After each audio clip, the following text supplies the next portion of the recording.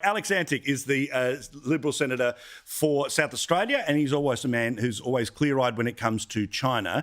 Alex, nice to talk to you again. What about these details we've heard in the past couple of days about what the devil in the detail was of Dan's Belt and Road deal, where essentially Chinese companies were going to be assisted in getting plenty more government contracts and plenty more, basically giving the Chinese an even greater foothold into the infrastructure games of Victoria?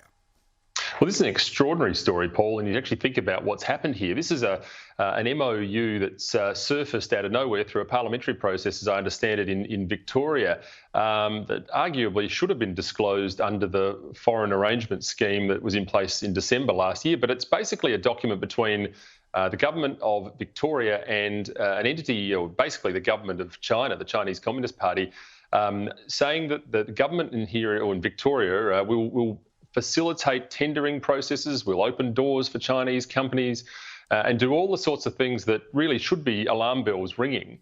This is what the regime have done time and time again, have done so effectively, is target lower levels of government, including state governments, local governments, universities even, because they are easier picking than having a go at DFAT and the federal government, which have been across these games for years on end. So this is a very positive thing. It just goes to show that the foreign arrangement scheme is actually working. This is now a corollary to the tearing up of the Belt and Road initiative we saw earlier in April this year. But how many more are out there? What else is lurking under the cover of parliamentary privilege? I mean, this is frightening stuff. Well, also, I mean, you make a really good point about how the coercive control, how the influence starts to get built by people like China. They know they can't come through the front door of the federal government. So as you say, you slowly but surely buy off a few industries with massive contracts that essentially make one-way traffic in terms of their relationship.